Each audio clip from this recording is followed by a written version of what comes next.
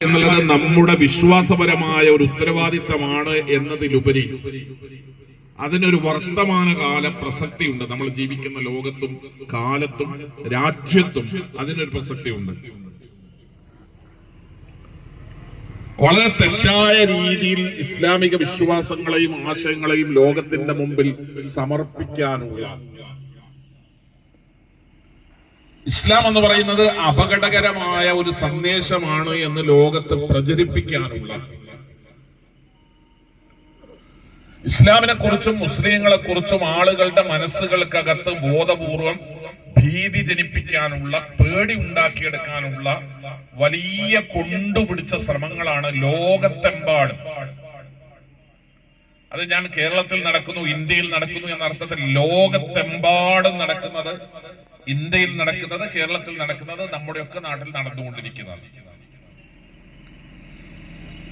അതുകൊണ്ട് തന്നെ ഇസ്ലാമിന്റെ ചിഹ്നങ്ങളെ കാണുമ്പോൾ, മുസ്ലിങ്ങളുമായി ബന്ധപ്പെട്ട ആചാരങ്ങളെ കാണുമ്പോൾ, അനുഷ്ഠാനങ്ങളെ കാണുമ്പോൾ, മതപരമായ ഇസ്ലാമുമായി ബന്ധപ്പെട്ട ഏതെങ്കിലും കാര്യങ്ങൾ ചർച്ച ചെയ്യുമ്പോൾ അവിടെയൊക്കെ വലിയ തോതിലുള്ള തെറ്റിദ്ധരിപ്പിക്കലുകൾ, യാഥാർത്ഥ്യങ്ങളെ മറച്ചു വെച്ചുകൊണ്ടുള്ള വ്യാപകമായ പ്രചാരണങ്ങൾ നമ്മുടെ സമൂഹത്തിൽ നിർവഹിക്കപ്പെട്ടുകൊണ്ടേയിരിക്കുകയാണ്. അത് ദൃശ്യമാധ്യമങ്ങൾ ഉപയോഗിച്ചുകൊണ്ടും സമൂഹ മാധ്യമങ്ങൾ ഉപയോഗിച്ചുകൊണ്ടും വാർത്താ മാധ്യമങ്ങൾ ഉപയോഗിച്ചുകൊണ്ടും ടെലിവിഷനിലൂടെയും സിനിമയിലൂടെയും പത്രങ്ങളിലൂടെയും എഴുത്തുകളിലൂടെയും ലേഖനങ്ങളിലൂടെയും കഥകളിലൂടെയും കവിതകളിലൂടെയും നിരന്തരമായി നമ്മൾ ഏതെങ്കിലും ഒരു ഗ്രാമത്തിൽ ഒരു ചെറിയ ഒരു പൊതുപ്രഭാഷണം വെച്ചിട്ട് ഇതാണ് ഇസ്ലാം എന്ന് ഒരു ഭാഗത്ത് നമ്മൾ ഇങ്ങനെ ചെറിയ രൂപത്തിൽ പറയാൻ ശ്രമിക്കുമ്പോൾ 1000 നാവുകൾ അപ്പുറത്ത് നിന്ന് ഇതല്ല, നിങ്ങളെ മുഴുവനും നശിപ്പിച്ചു കളയുന്ന, നിങ്ങളുടെ ഭാവിയെ നശിപ്പിച്ചു കളയുന്ന, നിങ്ങളുടെ മക്കളെ നശിപ്പിച്ചു കളയുന്ന, നിങ്ങളുടെ കുടുംബങ്ങളെ നശിപ്പിച്ചു കളയുന്ന, നിങ്ങളുടെ രാജ്യത്തെ തന്നെ തകർത്ത് കളയുന്ന ഭീകരമായ എന്തോ ഒരു സ്വത്വമാണ് ഇസ്ലാം എന്ന രൂപത്തിൽ വരുത്തി തീർക്കാനുള്ള വ്യാപകമായ ശ്രമങ്ങളാണ്, നിരന്തരമായ അധ്വാനങ്ങളാണ് ലോകത്തെമ്പാടും നടക്കുന്നത്. അതിന്റെ പ്രതിഫലനങ്ങൾ, അതിന്റെ അനുരണനങ്ങൾ, അതിന്റെ സ്വാധീനങ്ങൾ, അതുണ്ടാക്കുന്ന ഇമ്പാക്ട് സ്വാഭാവികമായും മലയാളിയുടെ മനസ്സിലുണ്ടാകും, നമ്മുടെ പരിസരത്തുള്ള മനുഷ്യരുടെ ഹൃദയങ്ങളിലും അതിന്റെ സ്വാധീനങ്ങൾ ഉണ്ടാകും. അതുകൊണ്ടാണ് എന്താണ് എന്റെ വിശ്വാസം, എന്താണ് എന്റെ മതം, ഏതാണ് എന്റെ വേദഗ്രന്ഥം, ആരാണ് എന്റെ പ്രവാചകൻ, ഞാൻ എന്തുകൊണ്ടാണ് ഇന്നിന്ന കാര്യങ്ങളിൽ വിശ്വസിക്കുന്നത്, ഞാൻ എന്തുകൊണ്ടാണ് ഇങ്ങനെ ഒരു വസ്ത്രധാരണം സ്വീകരിക്കുന്നത്, ഞാൻ എന്തുകൊണ്ടാണ് ഇങ്ങനെ ഒരു ബോഡി ലാംഗ്വേജ് ഉപയോഗിക്കുന്നത്, എന്റെ ഒരു ശരീരഭാഷ ഇങ്ങനെയാകുന്നത് എന്തുകൊണ്ടാണ്, ഞാൻ എന്തുകൊണ്ടാണ് 5 നേരം ആരാധനാലയത്തിൽ പോകുന്നത്, ഞാൻ എന്തുകൊണ്ടാണ് 12 മാസത്തിൽ 1 മാസം വ്രതമനുഷ്ഠിക്കുന്നത്, ഞാൻ എന്തുകൊണ്ടാണ് സൗദി അറേബ്യയിലെ മക്ക എന്ന് പറയുന്ന ഒരു നാട്ടിലേക്ക് തീർത്ഥാടനത്തിന് പോകുന്നത്, ഞാൻ എന്തുകൊണ്ടാണ് എന്റെ ജീവിതത്തിൽ ദാനങ്ങളും ധർമ്മങ്ങളും ചെയ്യുന്നതൊക്കെ മരണാനന്തരം പ്രതിഫലം ലഭിക്കുന്ന പുണ്യകർമ്മമാണ് എന്ന് കരുതുന്നത്.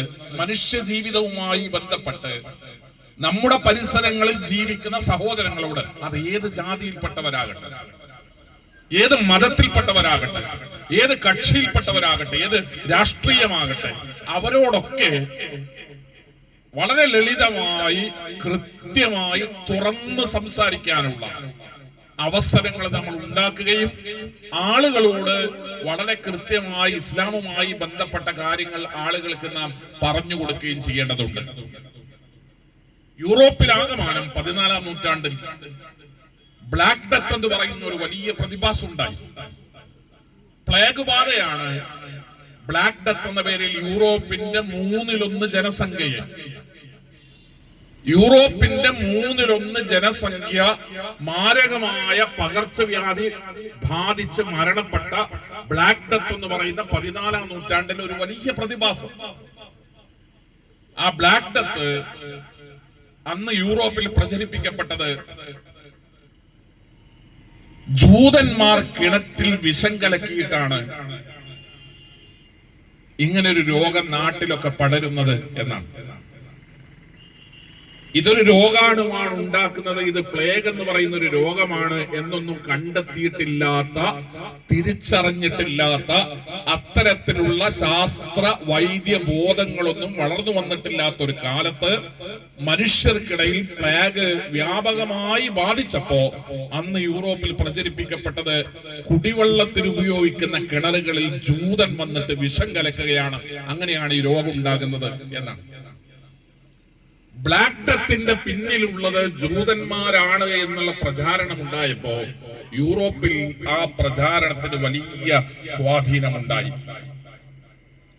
ആന്റി സെമിറ്റിസം എന്നറിയപ്പെടുന്ന സെമിറ്റിക് വിരുദ്ധ കലാപങ്ങളുടെ ഒരു നീണ്ട ഘോഷയാത്ര എന്ന് പറയാവുന്ന വിധം ആയിരക്കണക്കിന് പതിനായിരക്കണക്കിന് ജൂതന്മാർ ചുട്ടുകൊല്ലപ്പെടുന്ന ഒരു സാഹചര്യം അന്ന് യൂറോപ്പിൽ ഉണ്ടായി. ജൂതനെ ചുട്ടുകൊല്ലുന്നതിൽ മാനസികമായ ഒരു പ്രയാസവുമില്ലാതെ ആളുകൾ മാറിയത് ബ്ലാക്ക് ഡെത്ത് എന്ന പ്രതിഭാസത്തിന്റെ പിന്നിൽ ജൂതന്മാരാണ് എന്ന പ്രചാരണം കൊണ്ടാണ്.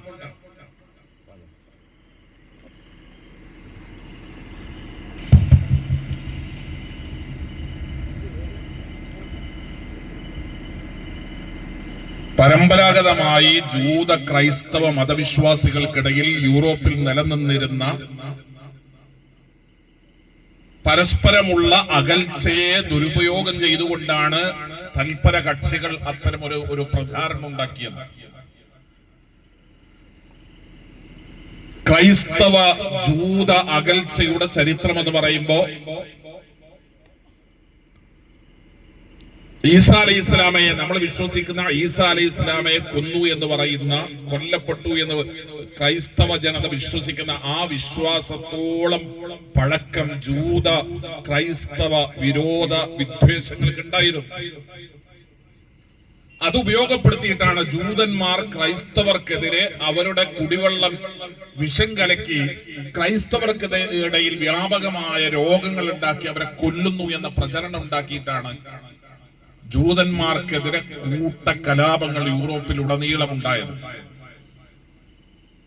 തെറ്റായ പ്രചാരണങ്ങളെ കൊണ്ട് അടിസ്ഥാനരഹിതമായ ഒരു കാര്യം, യാഥാർത്ഥ്യമല്ലാത്തൊരു കാര്യം നിരന്തരമായി ആളുകളോട് പറഞ്ഞുകൊണ്ടേയിരുന്നാൽ ആളുകളുടെ മനസ്സിനകത്ത് കാലങ്ങൾ കഴിഞ്ഞിട്ടാണെങ്കിലും അതിലെന്തെങ്കിലും ശരിയുണ്ടാകുമോ എന്നൊരു സംശയം ജനിപ്പിക്കാൻ അത്തരത്തിലുള്ള ഒരു വിശ്വാസ്യത പിൽക്കാലഘട്ടത്തിൽ ഏത് അടിസ്ഥാനരഹിത പ്രചാരണങ്ങൾക്കും നേടിയെടുക്കാൻ സാധിക്കുമെന്നാണ് കാലാകാലങ്ങളിലുള്ള മനുഷ്യന്റെ ചരിത്രത്തിൽ നിന്ന് നമ്മളൊക്കെ പഠിച്ചു വന്നിട്ടുള്ളത്. ഇപ്പൊ നമുക്കറിയാം, കേരളത്തിൽ വളരെ വ്യാപകമായി ലവ് ജിഹാദ് എന്ന പ്രയോഗം ഉണ്ടാകുന്ന ഒരു കാലത്ത് ഇതര മതവിഭാഗങ്ങളിൽപ്പെട്ട പെൺകുട്ടികളെ സ്നേഹം നടിച്ച് ഇസ്ലാമിലേക്ക് മതം മാറ്റുന്ന ഒരു വലിയ ലോബി കേരളത്തിൽ അങ്ങോളം ഇങ്ങോളം ഇന്ത്യയിൽ ഉടനീളം പ്രവർത്തിക്കുന്നു എന്ന തരത്തിലുള്ള ഒരു വലിയ പ്രചാരണം ഉണ്ടായി. നമ്മുടെ രാജ്യത്തിന്റെ പരമോന്നത കോടതികൾ ഈ വിഷയങ്ങളുമായി ബന്ധപ്പെട്ട് വലിയ അന്വേഷണങ്ങൾ നടത്തി. വളരെ കൃത്യമായി കോടതികൾ വിളിച്ചു പറഞ്ഞു, അടിസ്ഥാനരഹിതമായ യാഥാർത്ഥ്യങ്ങളൊന്നുമില്ലാത്ത, വസ്തുതകളുടെ പിൻബലമില്ലാത്ത ഒരു കുപ്രചരണം മാത്രമാണ് എന്ന് കോടതികൾ അതിനെപ്പറ്റി സാക്ഷ്യപ്പെടുത്തി. എന്നിട്ടും കോടതികളൊക്കെ ഇങ്ങനെ പറഞ്ഞിട്ട് പിന്നീടും വളരെ ഉത്തരവാദപ്പെട്ട ആളുകളുടെ നാവുകളിൽ നിന്ന് വർത്തമാനങ്ങളിലൂടെ, സംസാരങ്ങളിലൂടെ, എഴുത്തുകളിലൂടെ നമ്മുടെ രാജ്യത്ത് വീണ്ടും വീണ്ടും ആ പദം ഇങ്ങനെ ആവർത്തിക്കപ്പെടുന്നത് നമുക്ക് കാണാൻ കഴിയും. തെറ്റിദ്ധരിപ്പിക്കണം, ഒരു ജനവിഭാഗത്തെ തെറ്റിദ്ധരിപ്പിക്കണം എന്ന് ബോധപൂർവമായ തീരുമാനങ്ങൾ ഉണ്ടായാൽ, ആ തീരുമാനങ്ങൾക്ക് വേണ്ടി നമ്മുടെ ലോകത്ത് മാധ്യമങ്ങൾ ഉപയോഗിക്കാൻ വേണ്ടിയുള്ള ശ്രമങ്ങൾ ഉണ്ടായാൽ, മതത്തെയും വിശ്വാസത്തെയും വിശ്വാസി സമൂഹത്തെയും ഒക്കെ പ്രതിക്കൂട്ടിൽ നിർത്താനും അകറ്റി നിർത്താനും അന്യരാക്കി മാറ്റാനും ഒക്കെ വളരെ എളുപ്പമാണ് എന്ന് അനേക തവണ ലോകത്ത് മനുഷ്യന്റെ ചരിത്രത്തിലൂടെ തെളിയിക്കപ്പെട്ടിട്ടുണ്ട്. ഇത്തരമൊരു പശ്ചാത്തലത്തിലാണ് ഞാൻ പറയുന്നത് നമ്മൾ എന്താണ് വിശ്വസിക്കുന്നത്. നമുക്ക് ഈ രാജ്യത്തെ മനുഷ്യരോട് മറച്ചു വെക്കാനുള്ള, നാട്ടുകാരറിയാൻ പറ്റാത്ത ഒരു വിശ്വാസത്തെയും നമ്മൾ ആരും കൊണ്ടു നടക്കുന്നില്ല. നമ്മൾ എന്താണ് വിശ്വസിക്കുന്നതെങ്കിൽ ആ വിശ്വാസത്തെ, നമ്മുടെ വിശ്വാസത്തെ പരസ്യമായി പച്ചയായി നമ്മൾ ജീവിക്കുന്ന ഈ പൊതുസമൂഹത്തിന്റെ മുമ്പിൽ കൃത്യമായി അവതരിപ്പിക്കാവുന്ന വിധമുള്ള വസ്തുതയിൽ അധിഷ്ഠിതമായ, യാഥാർത്ഥ്യങ്ങളിൽ അധിഷ്ഠിതമായ, സത്യസന്ധമായ, കൃത്യമായ, വ്യക്തമായ, സ്പഷ്ടമായ വിശ്വാസങ്ങളുമായിട്ടാണ് സഹോദരങ്ങളെ, സഹോദരന്മാരെ നമ്മൾ മുന്നോട്ട് പോകുന്നത്. അതുകൊണ്ട് തന്നെ നമ്മൾ എന്താണ് വിശ്വസിക്കുന്നത് എന്ന് മനുഷ്യരോട് പറയണം, ആളുകളോട് നമ്മൾ പങ്കുവെക്കണം. നമ്മുടെ കൂടെ ജീവിക്കുന്നവർ, നമ്മുടെ കൂടെ ജോലി ചെയ്യുന്നവർ, നമ്മുടെ അയൽപക്കങ്ങളിൽ താമസിക്കുന്നവർ, നമ്മുടെ നാട്ടിലെ, നമ്മുടെ നാട്ടുകാരായ, ദിനേന നമ്മളെ കണ്ടുകൊണ്ടിരിക്കുന്ന ആളുകൾ, അവരുടെ മുമ്പിലാണ് നമ്മൾ ഈ മതത്തെ പ്രതിനിധാനം ചെയ്തുകൊണ്ട്, ഇത്തരം ഒരു വിശ്വാസത്തെ പ്രതിനിധാനം ചെയ്തുകൊണ്ട് ജീവിക്കുന്നത്. രണ്ട് കാരണങ്ങളെ കൊണ്ടാണ് ഈ ബാധ്യത എന്ന് ഞാൻ പറയുന്നത്. ഒന്ന്, ഒരു വിശ്വാസി എന്നുള്ള നിലയ്ക്ക് നമ്മുടെ വിശ്വാസം ലോകത്തെ അറിയിക്കുക എന്നൊരു ഉത്തരവാദിത്വം നമുക്കുണ്ട്. രണ്ടാമത്തത്, വർത്തമാനകാല ചുറ്റുപാടുകളെയും സാഹചര്യങ്ങളെയും മുമ്പിൽ വെച്ചുകൊണ്ട് നിർബന്ധമായും നമ്മുടെ മതത്തിന്റെ ഒരു ക്ലാരിറ്റി ഉള്ള, നല്ല വ്യക്തതയുള്ള ഒരു ചിത്രം, നമ്മുടെ ആദർശത്തിന്റെ, നമ്മുടെ മതത്തിന്റെ, നമ്മുടെ ദീനിന്റെ വളരെ സ്പഷ്ടമായ ഒരു ചിത്രം സമൂഹത്തിന്റെ മുമ്പിൽ തുറന്നു വെക്കാനുള്ള ഒരു ബാധ്യതയും ഉത്തരവാദിത്വവും നമ്മെ സംബന്ധിച്ചിടത്തോളം ഉണ്ട്. പരിശുദ്ധ ഖുർആൻ എന്ന് പറയുന്ന ഒരു ഗ്രന്ഥത്തിന്റെ അടിസ്ഥാനത്തിലാണ് ഈ ലോകത്തോട് ഇസ്ലാം മതത്തെക്കുറിച്ചും ആത്മീയതയെക്കുറിച്ചും വിശ്വാസത്തെക്കുറിച്ചും ഒക്കെ സംസാരിക്കുന്നത്. ഖുർആൻ എന്ന് പറയുന്ന ഒരു ഗ്രന്ഥം ലോകത്തിന്റെ മുമ്പിൽ സമർപ്പിച്ചിട്ട്, പരിശുദ്ധ ഖുർആൻ എന്ന് പറയുന്ന ഒരു ഗ്രന്ഥത്തെ ചൂണ്ടിക്കാണിച്ച്, ഒരു പുസ്തകത്തെ ചൂണ്ടിക്കാണിച്ച്, ഒരു ഗ്രന്ഥത്തിന്റെ, പുസ്തകത്തിന്റെ, വായനയുടെ, ചിന്തയുടെ, മനുഷ്യന്റെ അന്വേഷണങ്ങളുടെ, ഗവേഷണങ്ങളുടെ, തലച്ചോറിന്റെ പ്രാധാന്യം പറഞ്ഞുകൊണ്ടാണ് പരിശുദ്ധ ഇസ്ലാം ലോകത്തോട് മതത്തെ കുറിച്ച് പറയുന്നത്. സാധാരണ രീതിയിൽ ആളുകൾ ആത്മീയത എന്ന് പറയുമ്പോൾ എന്തൊക്കെയോ അത്ഭുത പ്രവൃത്തികളാണ് ആത്മീയത എന്നാണ് മനസ്സിലാക്കി വെച്ചിട്ടുള്ളത്. ഈ ലോകത്തിന്റെ മുമ്പിൽ ഇസ്ലാം അവതരിപ്പിക്കുന്ന ഏറ്റവും വലിയ അത്ഭുതം എന്ന് പറയുന്നത് ഒരു പുസ്തകമാണ്. നമ്മൾ ജീവിക്കുന്ന ഭൂമി ലോകത്തിന്റെ മുമ്പിൽ, മനുഷ്യരുടെ മുമ്പിൽ, വ്യത്യസ്ത മതവിഭാഗങ്ങളുടെ മുമ്പിൽ, വിശ്വാസികളുടെ മുമ്പിൽ, ഇവിടുത്തെ ഹിന്ദുവിന്റെ, ക്രൈസ്തവരുടെ, സിഖ് മതക്കാരുടെ, ജൈന മതക്കാരുടെ, ബുദ്ധമതക്കാരുടെ, പാഴ്സികളുടെ, നിരീശ്വരവാദികളുടെ, ഭൗതികവാദികളുടെ, യുക്തിവാദികളുടെ, കമ്മ്യൂണിസ്റ്റുകളുടെ, കോൺഗ്രസുകാരുടെ, ഈ രാജ്യത്ത്, ലോകത്ത് മനുഷ്യരായി ആരെല്ലാം ജീവിക്കുന്നുണ്ടോ അവരുടെ എല്ലാം മുമ്പിൽ ഇസ്ലാം എന്ന് പറയുന്ന മതം അവതരിപ്പിക്കുന്ന ഏറ്റവും വലിയ അത്ഭുതം എന്ന് പറയുന്നത് പരിശുദ്ധ ഖുർആൻ എന്ന് പറയുന്ന ഒരു ഗ്രന്ഥമാണ്. ലോകത്ത് എത്ര പുസ്തകങ്ങളുണ്ട്? നമ്മൾ ജീവിക്കുന്ന ലോകത്ത് എത്ര പുസ്തകങ്ങളുണ്ട്? പതിനായിരക്കണക്കിന്, ലക്ഷക്കണക്കിന്, കോടിക്കണക്കിന് പുസ്തകങ്ങൾ എന്നാണ് നമ്മൾ പറയുക. ഇന്ന് ലോകത്ത് പ്രസിദ്ധീകരിക്കപ്പെട്ട മുഴുവൻ പുസ്തകങ്ങളും, ഇന്ന് ഭൂമി ലോകത്ത് പ്രസിദ്ധീകരിക്കപ്പെട്ട മുഴുവൻ പുസ്തകങ്ങളും ഒരു തവണ മനുഷ്യർക്ക് വായിച്ചു തീർക്കാൻ, ആഴ്ചയിൽ ഒരു പുസ്തകം വെച്ച് ലോകത്തുള്ള മുഴുവൻ പുസ്തകങ്ങളും നമ്മൾ വായിച്ചു തീർക്കാൻ തീരുമാനിച്ചാൽ, ഇന്ന് ലോകത്ത് പ്രസിദ്ധീകരിക്കപ്പെട്ട, അച്ചടിക്കപ്പെട്ട മുഴുവൻ പുസ്തകങ്ങളും ഒരു തവണ വായിച്ചു തീർക്കാൻ 30 ലക്ഷം വർഷം വേണമെന്നാണ് കണക്ക്. പുസ്തകത്തിന്റെ എണ്ണം എത്രയാവും? ആഴ്ചയിൽ ഒരു പുസ്തകം വെച്ചിട്ട് ഒരാൾ വായിച്ചു തീർക്കുകയാണെങ്കിൽ 30 ലക്ഷം വർഷം വേണം ലോകത്തുള്ള മുഴുവൻ പുസ്തകങ്ങളൊന്ന് വായിച്ചു തീർക്കാൻ. അത്രയേറെ കോടാനുകോടി പുസ്തകങ്ങളുടെ ലോകത്ത്, കോടിക്കണക്കിന് പുസ്തകങ്ങളുടെ കൂട്ടത്തിൽ എങ്ങനെയാണ് ഒരു ഗ്രന്ഥത്തിന് ഒരു അത്ഭുതം ഉണ്ടാവുക? ആ ഗ്രന്ഥത്തിന്റെ പ്രാധാന്യം എന്താണ്? കോടാനുകോടി ഗ്രന്ഥങ്ങളുടെ കൂട്ടത്തിൽ നിന്ന് മുസ്ലിങ്ങൾ എന്ന് പറയുന്ന ഒരു പ്രത്യേക മതവിശ്വാസികൾ ഒരു ഗ്രന്ഥം ഉയർത്തിപ്പിടിച്ചിട്ട് ഇത് ഞങ്ങളുടെ വേദഗ്രന്ഥമാണ്, ഇത് ദൈവത്തിന്റെ അടുക്കൽ നിന്ന് അവതരിപ്പിക്കപ്പെട്ടതാണ്, ഇതിന് 1400 കൊല്ലത്തെ പഴക്കമുണ്ട്, ഈ വേദഗ്രന്ഥത്തിലുള്ളതെല്ലാം ദൈവവചനങ്ങളാണ് എന്നൊക്കെ പറയുന്നുവെങ്കിൽ ആ ഒരു ജനവിഭാഗത്തിന്റെ വിശ്വാസം എന്നതിലപ്പുറം ആ ഗ്രന്ഥത്തിന് എന്ത് പ്രാധാന്യമാണ്, ഏത് തരത്തിലുള്ള പരിഗണനയാണ് ലോകം നൽകേണ്ടത്, ജനം നൽകേണ്ടത്, ബുദ്ധിയുള്ളവർ നൽകേണ്ടത്? പരിശുദ്ധ ഖുർആൻ എന്ന് പറയുന്ന ഗ്രന്ഥം മുഹമ്മദ് മുസ്തഫ റസൂലുള്ളാഹി സ്വല്ലല്ലാഹു അലൈഹി വസല്ലം തങ്ങളിലൂടെ ലോകത്ത് അവതരിപ്പിക്കപ്പെട്ടു. മുസ്ലിങ്ങളുടെ വിശ്വാസം മുഹമ്മദ് നബി എന്ന് പറയുന്ന പ്രവാചകനിലൂടെ ഈ ലോകത്തിന്റെ പ്രപഞ്ചത്തിന്റെ ദൈവം തമ്പുരാൻ മുഹമ്മദ് നബി എന്ന പ്രവാചകനിലൂടെ ഈ ലോകത്തുള്ള മുഴുവൻ മനുഷ്യർക്കും ധർമ്മം പഠിപ്പിക്കാൻ വേണ്ടി അവതരിപ്പിച്ച ദൈവത്തിന്റെ ഗ്രന്ഥമാണ്, വേദഗ്രന്ഥമാണ്, ദിവ്യ ഗ്രന്ഥമാണ് ഖുർആൻ എന്നാണ് മുസ്ലിം വിശ്വാസം. അത് മുസ്ലിം വിശ്വാസമാണ്. ഒരു സാധാരണക്കാരന്റെ മുമ്പിൽ എങ്ങനെയാണ് ഖുർആനിന് അത്ഭുതം ഉണ്ടാകുന്നത്? അവിടെയാണ് ചില കാര്യങ്ങൾ വളരെ ഗൗരവത്തോടുകൂടെ നമ്മൾ പറയേണ്ടത്, നമ്മൾ പഠിക്കേണ്ടത്, നമ്മൾ മറ്റുള്ളവരോട് പങ്കുവെക്കേണ്ടത്. മുഹമ്മദ് മുസ്തഫ റസൂലുള്ളാഹി സ്വല്ലല്ലാഹു അലൈഹി വസല്ലം തങ്ങൾ അക്ഷരാഭ്യാസമില്ലാത്ത ഒരു മനുഷ്യനാണ്. ഉമ്മിയ് എന്നാണ് ഖുർആൻ അദ്ദേഹത്തെ പ്രയോഗിക്കുക. അക്ഷരാഭ്യാസമില്ല എന്നതൊരു വലിയ ക്വാളിറ്റി ആയിട്ടല്ല ഖുർആൻ പറയുന്നത്. എഴുത്തറിയാത്തതും വായന അറിയാത്തതും ഒരു വലിയ നന്മയായിട്ടല്ല ഖുർആൻ ലോകത്തിന്റെ മുമ്പിൽ അവതരിപ്പിക്കുന്നത്. പക്ഷെ മുഹമ്മദ് നബി അങ്ങനെയായിരുന്നു.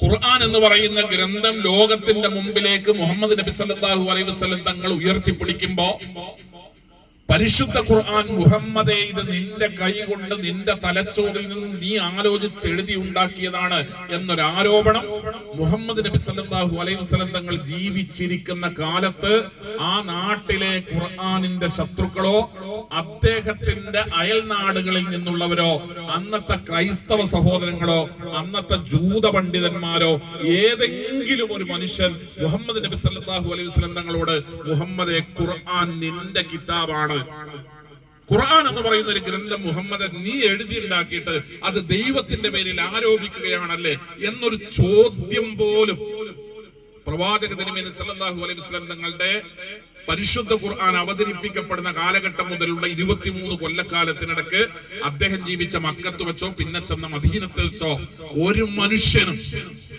അനേകം ശത്രുക്കൾ ഖുർആനിനുണ്ടായിരുന്നു. പരിശുദ്ധ ഖുർആനിന് ഒരുപാട് എതിരാളികൾ ഉണ്ടായിരുന്നു, വിരോധികൾ ഉണ്ടായിരുന്നു. പരിശുദ്ധ ഖുർആൻ എന്ന് പറയുന്നത് മന്ത്രമാണ്, മാരണമാണ് എന്ന് പറഞ്ഞവർ ഉണ്ടായിരുന്നു. പരിശുദ്ധ ഖുർആൻ എന്ന് പറയുന്നത് ഒരു കവിയുടെ തോന്നലുകളാണ്, ജൽപ്പനങ്ങളാണ് എന്ന് പറഞ്ഞവരുണ്ടായിരുന്നു. പക്ഷേ മുഹമ്മദ് നബിയിലേക്ക് ഇത് മുഹമ്മദ് നബി എഴുതിയുണ്ടാക്കുകയാണ് എന്ന് പറഞ്ഞ ആളുകൾ മക്കത്തോ മദീനത്തോ ഉണ്ടായിരുന്നില്ല എന്ന് ഞാൻ പറയുന്ന അദ്ദേഹത്തെ പരിചയമുള്ള ഒരാളും ആരാണ് മുഹമ്മദ് നബി സല്ലല്ലാഹു അലൈഹി വസല്ലം എന്ന് അദ്ദേഹത്തെ പരിചയമുള്ള ഒരാളും ഇതിന്റെ കർത്താവ്, ഇതിന്റെ ഗ്രന്ഥകർത്താവ്, ഇതിന്റെ ഓദർ പരിശുദ്ധ ഖുർആൻ എഴുതിയുണ്ടാക്കിയത് മുഹമ്മദ് നബിയാണ് സല്ലല്ലാഹു അലൈഹി വസല്ലം. അദ്ദേഹത്തിന്റെ ജീവിതകാലത്ത് അങ്ങനെ ഒരു ആരോപണമേ ഉന്നയിച്ചില്ല.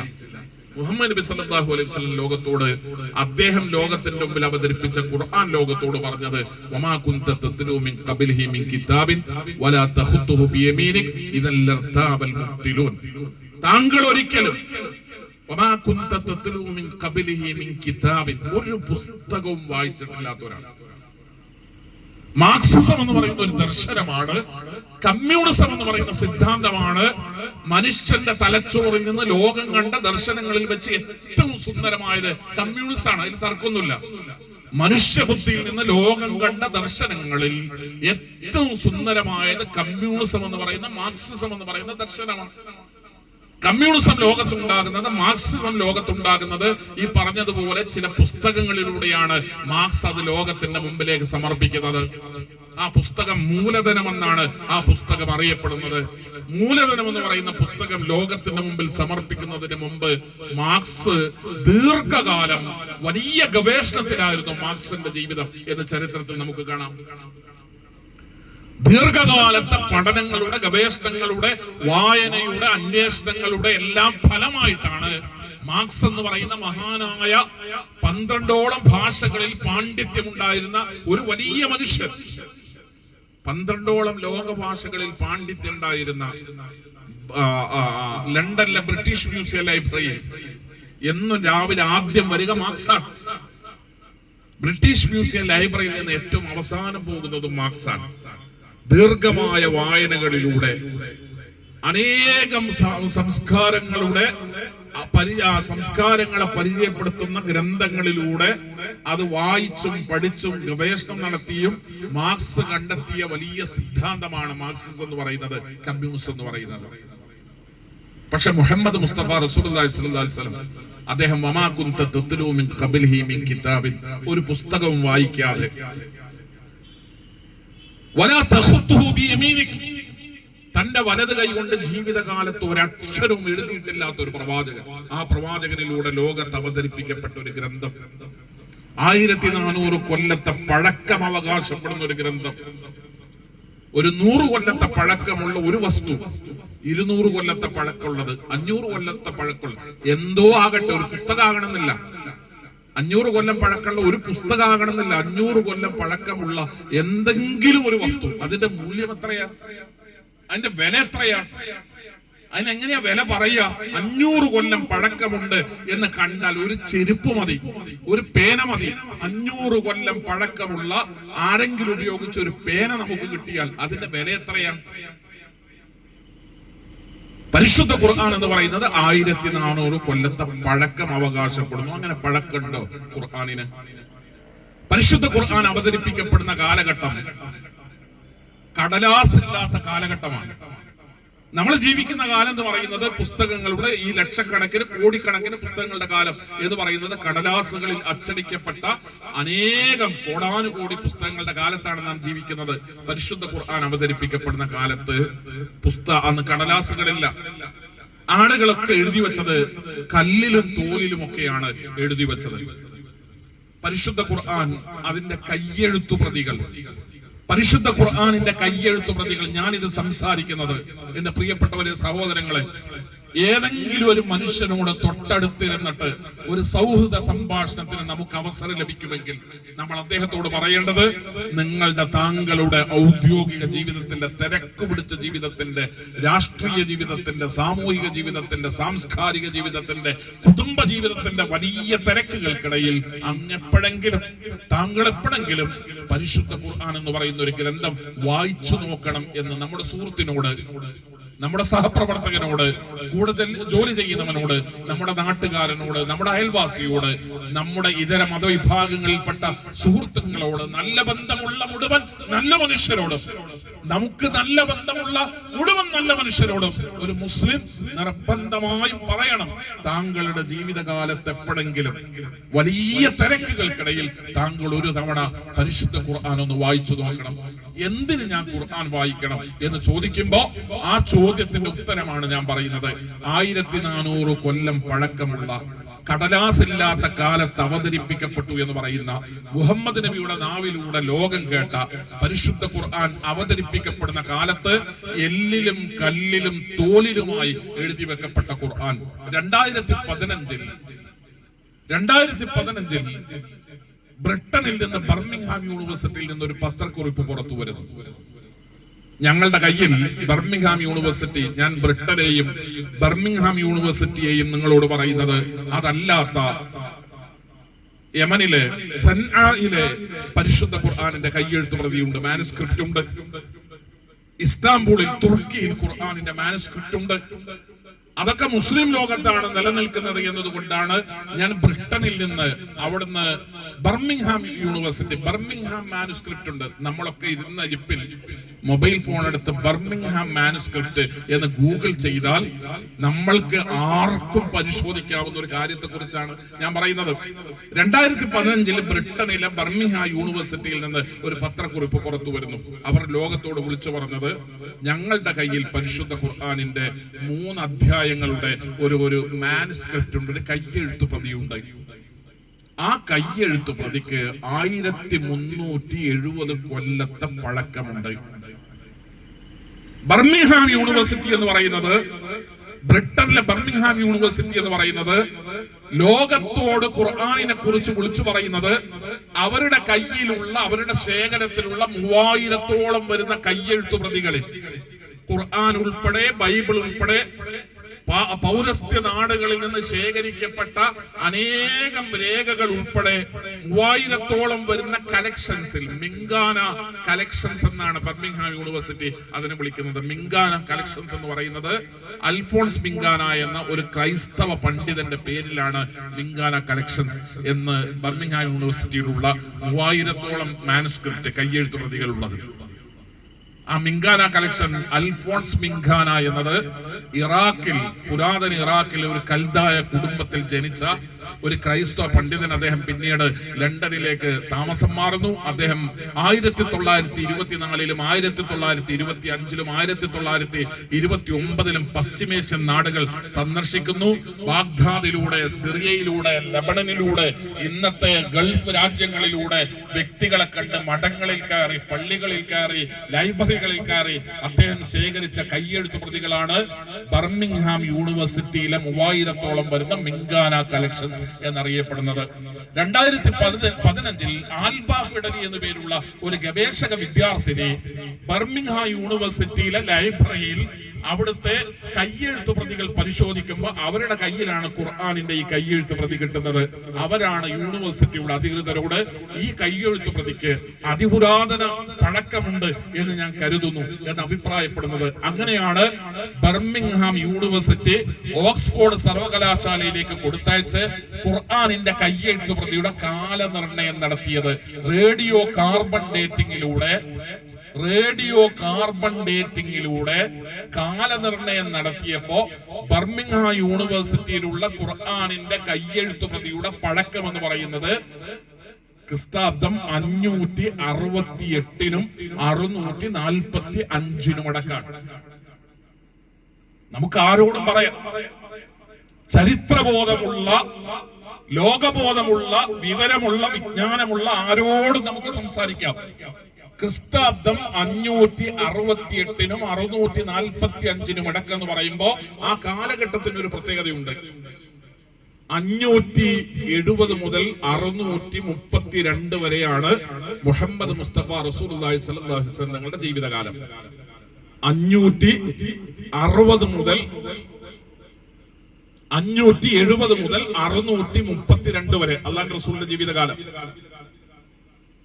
ബർമിംഗ്ഹാം യൂണിവേഴ്സിറ്റിയിലുള്ള ഖുർആൻ കോപ്പിയുടെ, തോലിൽ എഴുതിയ ഖുർആൻ കോപ്പിയുടെ 3 അധ്യായങ്ങൾ എന്ന് പറയുന്നത് 18, 19, 20 അധ്യായങ്ങളാണ്. പരിശുദ്ധ ഖുർആനിലെ സൂറത്ത് കഹ്ഫും, സൂറത്ത് മറിയമും, സൂറത്ത് ത്വാഹയും, ഈ 3 അധ്യായങ്ങൾ പൂർണ്ണമായി ബിസ്മി മുതൽ തുടങ്ങി അതിലെ മുഴുവൻ വചനങ്ങളും, അതിലെ മുഴുവൻ പദങ്ങളും, അതിലെ മുഴുവൻ അക്ഷരങ്ങളും നമ്മൾ ഇന്ന് ഉപയോഗിക്കുന്ന ഖുർആനിൽ എങ്ങനെയാണ് ഉള്ളത് അതേ രീതിയിൽ എഴുതപ്പെട്ട പരിശുദ്ധ ഖുർആനിന്റെ 1370 കൊല്ലം പഴക്കമുള്ള ഒരു കോപ്പി റേഡിയോ കാർബൺ ഡേറ്റിംഗിലൂടെ ഞങ്ങൾ ഇതിന്റെ കാലനിർണയം നടത്തിയിരിക്കുന്നു. ഞങ്ങളുടെ കയ്യിലുള്ള ഖുർആൻ, തോലിൽ എഴുതപ്പെട്ട ഖുർആനിന്റെ പഴക്കം എന്ന് പറയുന്നത് ക്രിസ്താബ്ദം 568-നും 645-നും ഇടക്കാണ് എന്ന് പറഞ്ഞാൽ മുഹമ്മദ് നബി സല്ലല്ലാഹു അലൈഹി വസല്ലം തങ്ങൾ ജീവിച്ച കാലത്ത് തോലിൽ എഴുതപ്പെട്ട ഒരു ഖുർആൻ ഞങ്ങളുടെ കയ്യിലുണ്ടെന്ന് ഒരു പാശ്ചാത്യ യൂണിവേഴ്സിറ്റി ലോകത്തോട് വിളിച്ചു പറയുമ്പോ തൊട്ടയൽപക്കത്തുള്ള മനുഷ്യനോട് നമ്മൾ പറയണം, കോടാനുകോടി പുസ്തകങ്ങളുടെ കൂട്ടത്തിൽ നിന്ന് നിങ്ങൾ ഈ ഗ്രന്ഥത്തെ ഒന്ന് വായിക്കണം, പരിശുദ്ധ ഖുർആൻ എന്ന് പറയുന്ന ഗ്രന്ഥത്തെ ഒന്ന് വായിക്കണം. കാരണം 1400 കൊല്ലം മുമ്പ് ലോകത്ത് അവതരിപ്പിക്കപ്പെട്ട ഗ്രന്ഥമാണിത്. 1400 കൊല്ലം മുമ്പ് ലോകത്ത് പഠിപ്പിക്കപ്പെട്ട ഒരു ഗ്രന്ഥമാണിത്. 1400 കൊല്ലമായി ലോകത്തെ ജനങ്ങളോട് മതത്തെക്കുറിച്ച്, ആത്മീയതയെക്കുറിച്ച്, ധർമാധർമ്മങ്ങളെക്കുറിച്ച്, നന്മതിന്മകളെക്കുറിച്ച്, ശരിതെറ്റുകളെക്കുറിച്ച്, പ്രവാചകന്മാരെക്കുറിച്ച്, വേദഗ്രന്ഥങ്ങളെക്കുറിച്ച്, ദൈവത്തെക്കുറിച്ച്, പരലോകത്തെക്കുറിച്ച്, മരണത്തെക്കുറിച്ച്, മരണാനന്തര ജീവിതത്തെക്കുറിച്ച്, സ്വർഗനരകങ്ങളെക്കുറിച്ച്, കുടുംബ ജീവിതത്തെക്കുറിച്ച്, വ്യക്തി ജീവിതത്തെക്കുറിച്ച്, ദാമ്പത്യ ജീവിതത്തെക്കുറിച്ച്, സാമ്പത്തിക ഇടപാടുകളെക്കുറിച്ച്, മനുഷ്യ ജീവിതവുമായി ബന്ധപ്പെട്ട മുഴുവൻ മേഖലകളെയും ഹൃദയങ്ങളെയും സ്പർശിക്കുന്ന, മാർഗദർശനം നൽകുന്ന, വെളിച്ചം നൽകുന്ന, വഴി കാണിക്കുന്ന, ദിശ ചൂണ്ടിക്കാണിക്കുന്ന ഒരു ഗ്രന്ഥമായി 1400 കൊല്ലമായി ലോകത്തിന്റെ മുമ്പിൽ നിലനിൽക്കുന്ന ഒരു ഗ്രന്ഥമാണിത്. അതുകൊണ്ട് താങ്കളുടെ തിരക്ക് പിടിച്ച ജീവിതത്തിനിടയിൽ എപ്പോഴെങ്കിലും ഒരിക്കൽ പരിശുദ്ധ ഖുർആൻ ഒന്ന് മറിച്ചു നോക്കാനുള്ള, ഖുർആൻ ഒന്ന് വായിച്ചു നോക്കാനുള്ള, പരിശുദ്ധ ഖുർആൻ ഒന്ന് പഠിക്കാനുള്ള, പരിശോധിക്കാനുള്ള സന്മനസ് താങ്കൾക്ക് ഉണ്ടാകണം എന്ന് നമ്മൾ പറയണം. ആത്മീയത തല്ലിക്കെടുത്തിയാൽ ഇല്ലാതാകുന്ന ഒന്നല്ല. നമ്മുടെ നാട്ടിലെ ഭൗതികവാദികളും യുക്തിവാദികളും നിരീശ്വരവാദികളും മതവിരോധികളും മതനിഷേധികളും ഇവിടുത്തെ സ്വതന്ത്ര ചിന്തകരും ഒക്കെ മനസ്സിലാക്കേണ്ടുന്ന അടിസ്ഥാനപരമായ ഒരു കാര്യമാണ്, തല്ലിക്കെടുത്തിയാൽ ഇല്ലാതാകുന്ന ഒന്നല്ല ആത്മീയത എന്ന തിരിച്ചറിവുണ്ടാകണം. മനുഷ്യരുടെ മനസ്സിനകത്ത് ഒരു ആത്മീയ ബോധം, മതം വേണം, ദൈവം വേണം, വിശ്വാസം വേണം, ആരാധനാലയം വേണം, കൈകൾ ഉയർത്തണം, പ്രാർത്ഥിക്കണം, എന്റെ പ്രശ്നങ്ങൾ പറയണം, എന്റെ സങ്കടങ്ങൾ പറയണം, എനിക്ക് എന്റെ പ്രതിസന്ധികളിൽ ഒരു താങ്ങുണ്ടാകണം, ഒരു തണലുണ്ടാകണം, ഒരു സഹായം ഉണ്ടാകണം, ഒരു പിന്തുണ ഉണ്ടാകണം എന്നത് മനുഷ്യ പ്രകൃതത്തിന്റെ ഭാഗമാണ്. ഈ ലോകത്ത് ഏതൊരു മനുഷ്യന്റെയും മനസ്സിന്റെ തേട്ടമാണ്, മനുഷ്യന്റെ സഹജമായ ജന്മവികാരങ്ങളുടെ ഭാഗമാണ്. അത് തല്ലിക്കെടുത്താൻ കഴിയില്ല, അതില്ലാതാക്കാൻ കഴിയില്ല. എത്രയെത്ര ബോധവൽക്കരിക്കപ്പെട്ടാലും, ഏതെല്ലാം രീതിയിൽ മനുഷ്യരോട് ആത്മീയതയിൽ നിന്ന് പിന്തിരിയണം, ആത്മീയത മുഴുവൻ തെറ്റാണ്. ആത്മീയതയുടെ പേരിലാണ് ലോകത്തെല്ലാ അന്ധവിശ്വാസങ്ങളും നിലനിൽക്കുന്നത്. ആ അന്ധവിശ്വാസങ്ങളെ ചൂണ്ടിയിട്ടാണ് പലപ്പോഴും ആത്മീയത വേണ്ട, ആത്മീയത അപകടമാണ് എന്ന് മതത്തിന്റെ ശത്രുക്കൾ ലോകത്തോട് പറയാറുള്ളത്. ആത്മീയതയുടെ കുപ്പായമിട്ട് ലോകത്ത് പ്രത്യക്ഷപ്പെടുന്ന അന്ധവിശ്വാസങ്ങളെ ചൂണ്ടിക്കാണിച്ചുകൊണ്ടാണ്. ആത്മീയത എന്ന് പറയുന്നത് മനുഷ്യർക്ക് ആവശ്യമുള്ള അടിസ്ഥാനപരമായ ഒരു വികാരമാണ്.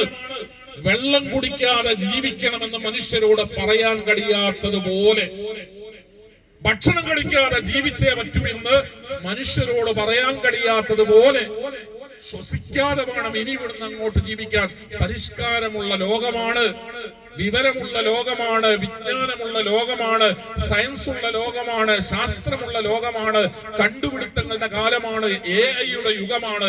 അതുകൊണ്ട് ശ്വാസം കഴിക്കാതെ വേണം ജീവിച്ച് മുന്നോട്ട് പോകാൻ എന്ന് പറയാൻ കഴിയാത്തതുപോലെ, വെള്ളത്തെ പോലെ, വായുവിനെ പോലെ, ഭക്ഷണത്തെ പോലെ ഒരു പരിധി കടന്ന് അതിന്റെ അപ്പുറം പ്രാധാന്യമുള്ള, ഗൗരവമുള്ള, അടിസ്ഥാന ആവശ്യങ്ങളിൽപ്പെട്ട മനുഷ്യന്റെ സഹജ വികാരങ്ങളുടെ ഭാഗമായ, ജന്മപ്രകൃതത്തിന്റെ ഭാഗമായ, ഒരിക്കലും മനുഷ്യർക്ക് മാറ്റി നിർത്താൻ കഴിയാത്ത, അനിവാര്യമായും നിർബന്ധമായും മനുഷ്യന്റെ ജീവിതത്തിന്റെ കൂടെ ഉണ്ടാകേണ്ടുന്ന ഒന്നാണ് ആത്മീയത, ദൈവബോധം, ദൈവവിശ്വാസം എന്നൊക്കെ പറയുന്നത്.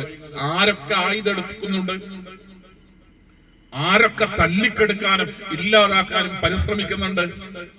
ശാസ്ത്രപ്രചാരണം എന്ന് പറഞ്ഞുകൊണ്ട് മതത്തെ, ദൈവത്തെ, ആത്മീയതയെ ഒന്നും വേണ്ട എന്ന് ബോധവൽക്കരിക്കാൻ എത്ര വലിയ അധ്വാനങ്ങൾ നമ്മുടെ നാട്ടിൽ നടക്കുന്നുണ്ട്. എന്നിട്ട് ആത്മീയതയ്ക്ക് വല്ല കുറവുണ്ടാകുന്നുണ്ടോ? ആത്മീയത ഏതൊരു മനുഷ്യനും, നമ്മൾ ഈ തലമുറയൊക്കെ കഴിയുമ്പോൾ പുതിയൊരു തലമുറ വന്നാൽ അവിടെ ആത്മീയത ഉണ്ടാകും. അക്ഷരങ്ങളില്ലാത്ത കാലം